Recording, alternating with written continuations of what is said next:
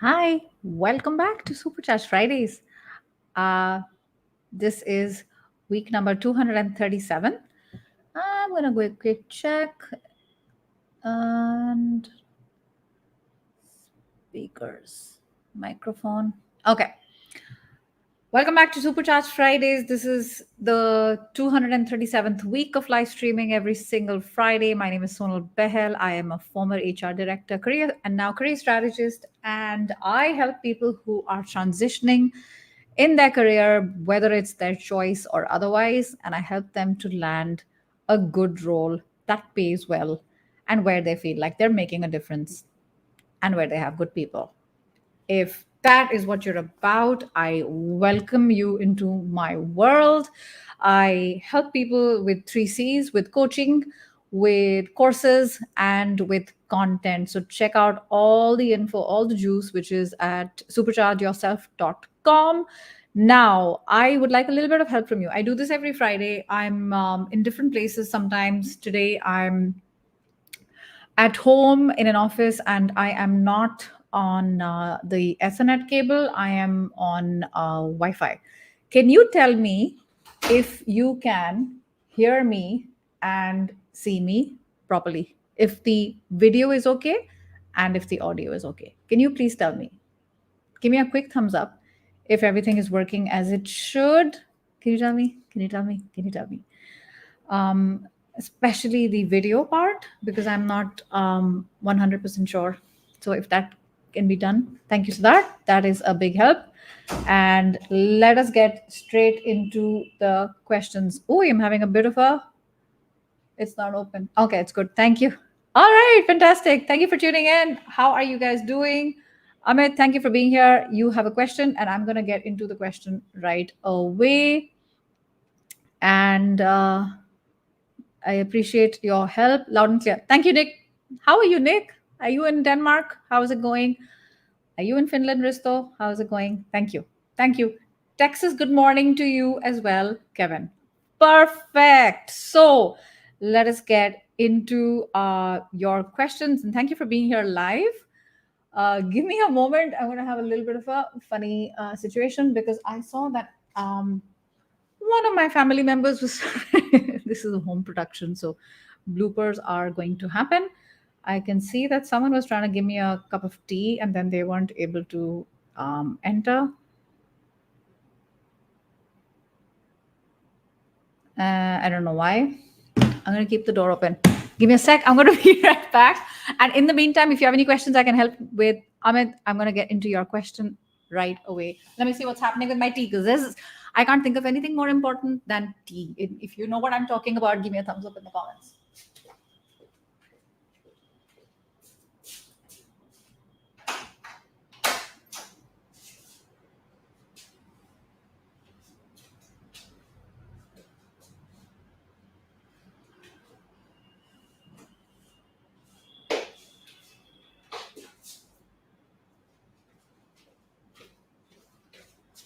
Okay. The door wasn't working. So yeah, that is gonna happen. Okay, Amit. Let us get into it. What time is it there? So I'm in India right now where it's a little bit past 5:30 p.m. local time. Okido. Thank you for asking. Um, Entertainment. What is the time where you are today? And Amit is asking, I work in tech. I'm interested in consulting and investment banking. Should I go for an MBA for career change or growth, or should I look for opportunities in tech itself? What do you want to do, Amit? Do you want to do an MBA? An MBA is a fantastic strategy if you're looking to make a career shift, because at the end of the MBA, it helps you to get um, a smoother landing. And you have this practically lifelong insurance. Okay. Having said that, it also depends what type of MBA, where you get an MBA from. Does that pedigree matter? I think it does. So I have a video on my YouTube channel on all things MBA. Is it right for you? Is it not? So check that video out. I go into quite some detail. I think you'll find that useful. But ultimately, it comes down to what you want. Can you stay in tech as well? Yeah, listen, please do what you feel like. If you're happy in tech, don't fix something that's not broken. An MBA may not necessarily um, be the solution that you're looking for. You may end up getting disappointed, right? But if you're looking at getting into consulting and investment banking, then why is the question, should I stay in tech? Doesn't have to be about that at all. Like, if you want to get into consulting, by the way, they're two different things, right? Consulting or investment banking. Start with maybe getting clarity on which of the two you're talking about. Is it the first or is it the second? Because that'll help you a little bit. And good luck. Okay. Can you do this change without an MBA, Amit? Yeah, you can. Yes, you can. For sure, you can. It's just that I think in certain countries, in certain cultures, MBA or further education is something that's encouraged very, very much. But at the same time, we are moving away. Like, there's a lot of people who are challenging the status quo and are interested in the skill set much more than they are on a paper diploma. So you have to decide. There's a bunch of reasons you should be thinking about doing an MBA, not just because I want to make this change and should I do an MBA. So that video will help you. All right. Hi, Sonal. I reached out to HR to find out about a compensation package for an internal job. And I got to know a very vague and I got a very vague and condescending email back. Have I offended HR by asking before receiving the offer? Not necessarily, but I don't know, Varinya. I mean, it totally depends on the situation. HR is not like this be all and powerful entity. It's not, right? It is many times representing leadership and representing the people at the same time. So it's a very responsible position. Yes, there are good people in HR, just like in any other function. There's good people in finance, there's good people in marketing, there's good people in operations. And yes, at the same time, you can also have people who are not necessarily the most competent. So I don't think you particularly have offended anyone, but what I would do is in the future, think about what I'm just about to say. When it comes to particularly a new position, and when talking about a new position, I wouldn't necessarily, thank you, I wouldn't necessarily be the first person to talk about compensation. I would wait for this question to come up before saying, hey, how much does it pay? Because trust me that it's on their mind, right? Whether this is an internal role or an external role, doesn't matter. I wouldn't necessarily want to be, you can argue, many people will say, but that is completely stupid, Sonal. That makes no sense. I don't want to waste my time if this is going to be a role that doesn't pay enough. Listen, they'll tell, no company in the world wants to take you to the end of the process and realize you were too expensive. They value their time much more than they value yours. And we deal with all kinds of personalities and characters when we're going through interviews. Okay, some get easily offended about any little thing, whether it's literally, people asking questions about culture, about comp.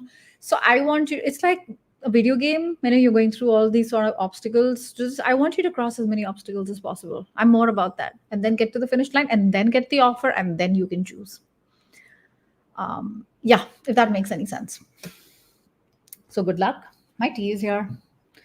Is there anything more important? It doesn't matter. And I can have tea when it's 45 degrees Celsius outside. I don't know what that is. In Fahrenheit, probably, Kevin. I don't know, 110. All right. What else is happening? So good luck, Marina. I hope that helps you. Hi, Siddharth. So my employer offered me a role last week and we manually agreed and negotiated terms and conditions. Now they want to revisit terms and conditions. How do I handle them? I don't like this, to be honest. Just talk to them. What do they want to revisit exactly? If you had mutually agreed terms and conditions, which part? Like, be clear to me firstly. What is the part that you don't like? Just have a conversation with them. Just put up your hand saying, hey, I'd like to I'd like a 15-minute meeting and speak to the decision maker. So that don't overthink this. Okay, you really have to feel comfortable. This is your life and your career we're talking about. Don't let anyone push you around and take you for granted. You have to look out for what's in your interest. Other people are not going to do that for you. I don't like that narrative that it's a dog eat dog world and you have to, fight every. I don't like that. It's a very scarcity mindset. It's a very competitive, very sort of old fashioned masculine energy type of thing. And I think the world I want to live in more is much more sort of, let's give benefit of the doubt. Let's understand what's on their mind. Where are they coming from? Go and approach this from a curiosity point of view. Like, hey, I wonder what they want to talk about, as opposed to, oh, they're gonna. I'm not saying you're doing this. Like, oh, they want to shortchange me and they want to like, lowball and they want to be cheap. We don't know that.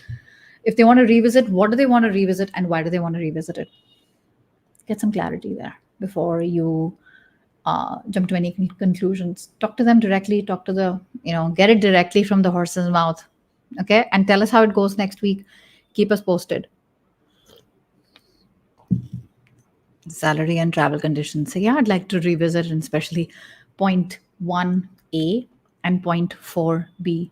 Please get that clarity before you sign anything. Okay. And also think about what you're going to say. Speak internally, speak with someone in your family that you trust, and sort of practice this so that you're not saying something that later you're like, wow, that sounded very different in my head. I don't want you to go through that sort of embarrassment. All right, I am in Ireland. Oh, that's cool. You're not that far from where I live, which is in Belgium, so you're probably like an hour behind. So if this was a little past 2 p.m. Belgium time, then it would be probably 1 p.m. for you. I work as a BA, business analyst, and I have 10 years experience in people management.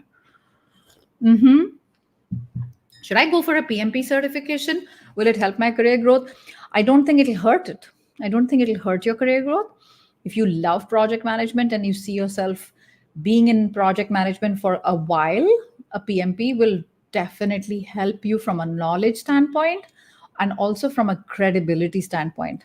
Okay, it'll be that extra stamp, and it's recognized around the world, right? The PMP Institute. Fun fact, I did project management in 2007 in Chile. And when the time came, a couple of my colleagues were interested and they started preparing for the PMP exam. And that was just not for me. I didn't see myself pursuing a career in project management. So I stepped back. But there were so many people who were excited by the idea. They loved projects. They loved understanding timelines, deadlines, start date, end date, agile, all of that stuff. That's great. If you like that, PMP is a great idea. Okay. Nothing bad ever happened when somebody studied something that they like. Like, you won't regret it for sure. But like I said, you need to know yourself really well. What do you want? Hi, Natalia. Sorry for last Friday, I couldn't reply to your question. Yes, I remember. So, quick recap. My question was, how can I manage my LinkedIn profile to get HR and CPA firms to see me as a trusted partner? How can I manage my LinkedIn profile to get HR and CPA firms to see me as a trusted partner? Okay. When you say partner, do you want to hope to sell? This was my question, Natalia, last time. If you're still here, answer that for me, because otherwise I'm going to have to move on, especially if other questions come. So the question is, do you hope to sell to them when you say partner, right? Or do you hope to work with them? Because they're a little bit different and my answer would vary.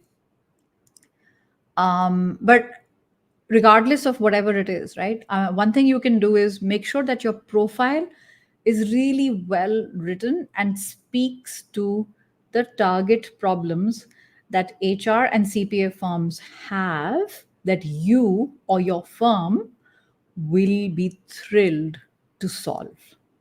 You need to speak to their problems. And how can you do that? You need to know, firstly, what are their problems? And you need to use that language. Because doesn't that happen to you that you read and someone says, are you? Yeah, sell. Perfect. So you're hoping that they become your clients, right? So, do you remember those? Tell me in the comments, anybody who's watching this right now. Do you remember those cringy late night TV infomercials?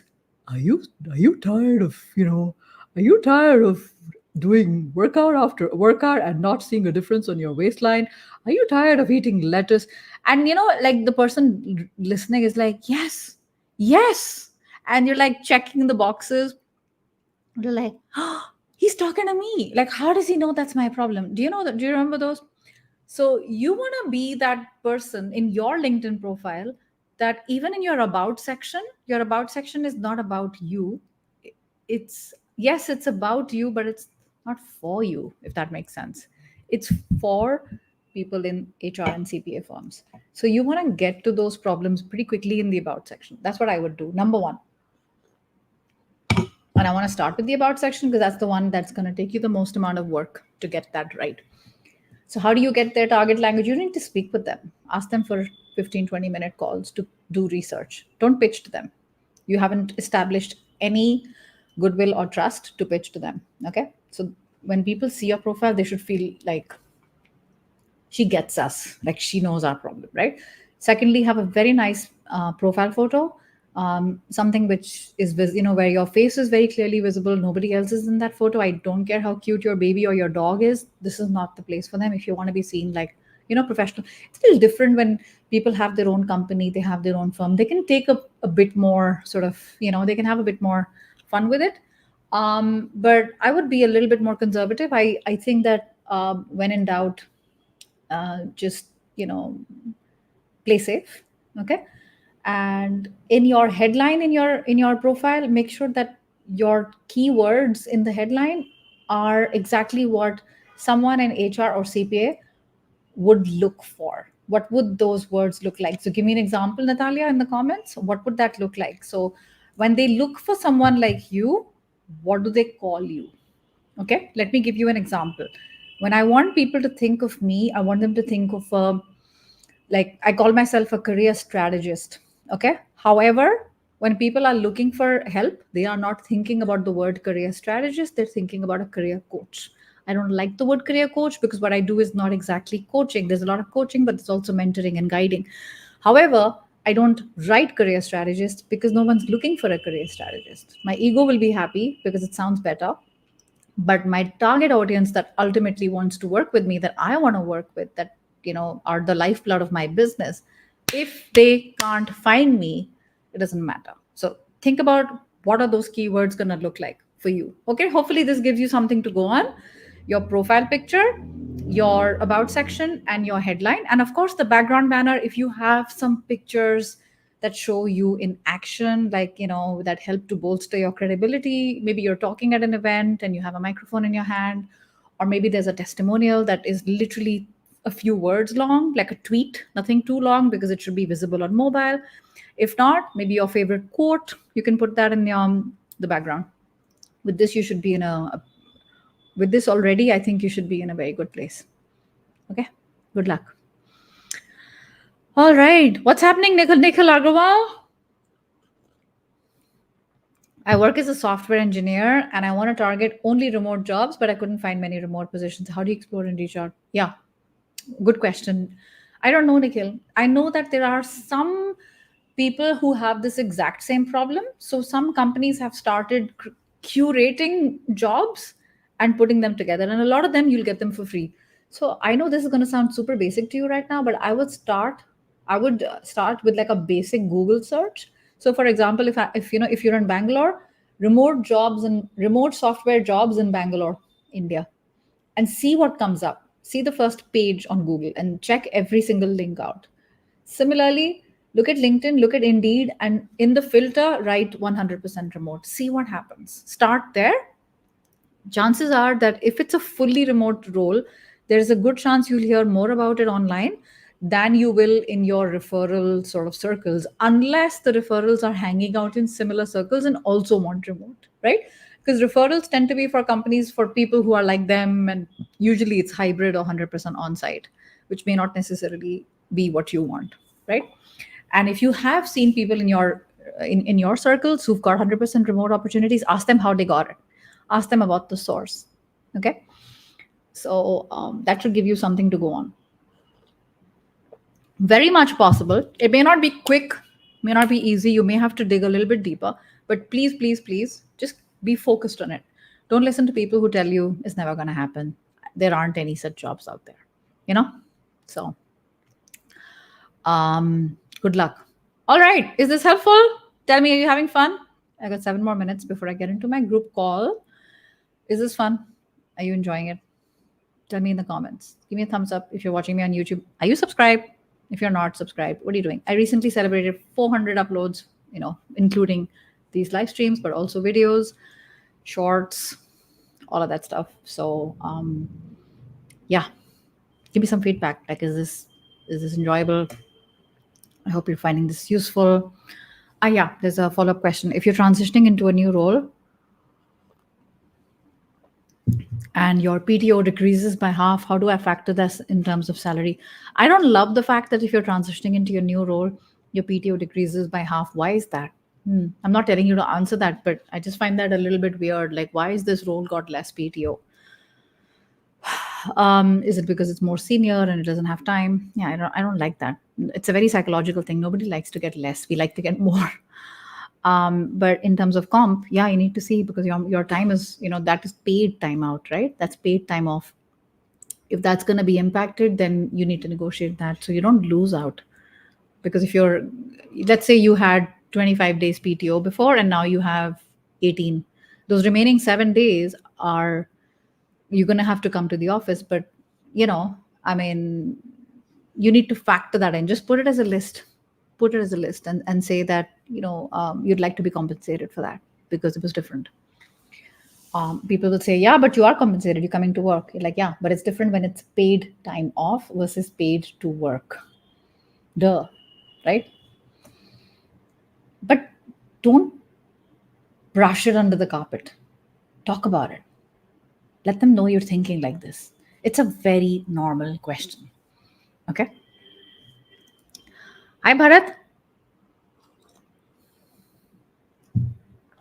Yeah, I got that. Non-exempt to exempt. I get that. It's still important to talk about it. Hi, Bharat. After the timely outreach with the hiring manager and after applying online, most are often hesitant to share details of hiring timeline related vital info. How can I do better in that case? After a timely outreach with the hiring manager, most are, so you reached out to a hiring manager, that's what you're saying, and they hesitate to share details about timelines. I get that, because to some extent they don't have all the balls in the air. Like, they don't control the timelines because there's so many literally balls, not literally. There's so many actors, there's so many stakeholders, and it's difficult for them to speak about this. So maybe the recruiter would be a better person to know more about this. Try the recruiter or hiring manager. Hiring manager is only one piece of the puzzle. Recruiter has a broader picture, so he or she should be able to help you with that.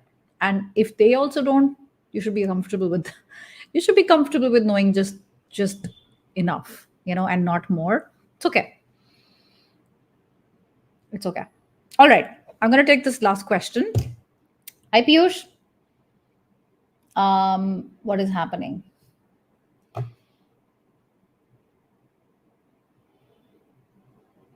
Yeah, shortlisted our contact. Fair enough. I understand where they're coming from. Particularly, like, if they have many people reaching out and asking the same question, it can be very overwhelming. So they have to protect their time, right? Makes a lot of sense. Okay. Hey, Piyush, what's happening? Most companies are either looking for immediate join or 30 days. In this case, how can somebody with 3 months notice period, right? NP, I'm guessing, is notice period. I think I got the same question last month.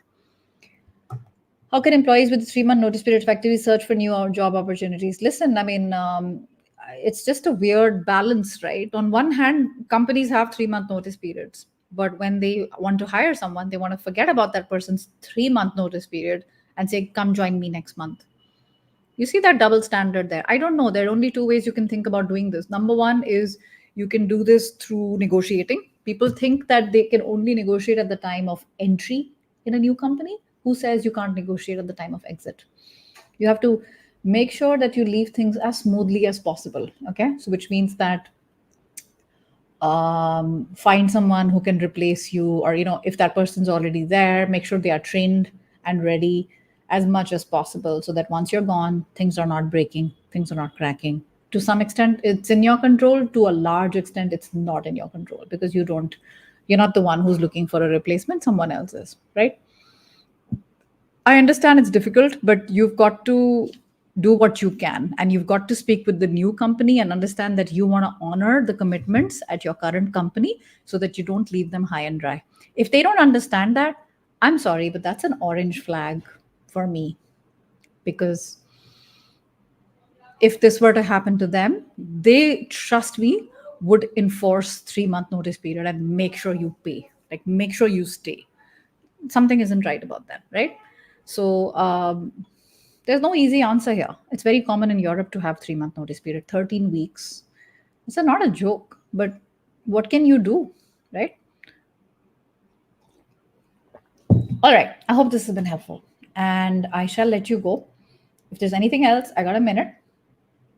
I'm going to hang out. And if not, I shall let you go and get on with your day. Let me check my phone. Did I miss any comments that I didn't see? Because sometimes there's a little bit of a delay or something, a little bit wonky. No, everything looks kosher. No, there was a question here. Rajesh, your question never came up. Oi, I'm glad I checked. Rana Joy, thank you for tuning in. Happy to see you. Thank you for being here. I have a minute to go. Let me see. How did I miss this question? Nope, it's not showing up here. What a pity. Okay, the question is, oh,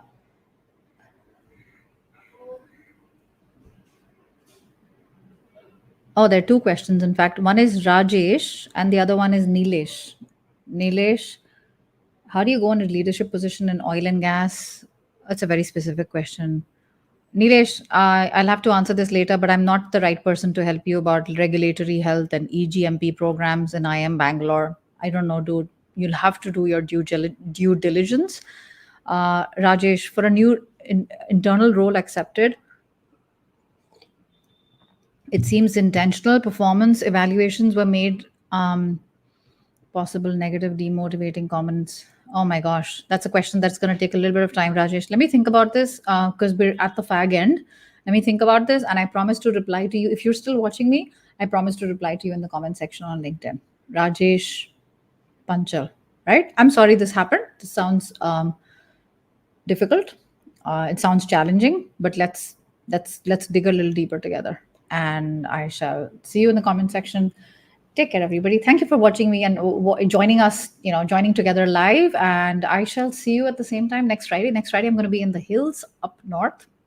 I look forward to streaming to you live from there with hopefully equally dependable Wi-Fi. Have a lovely Friday and weekend as well. Bye.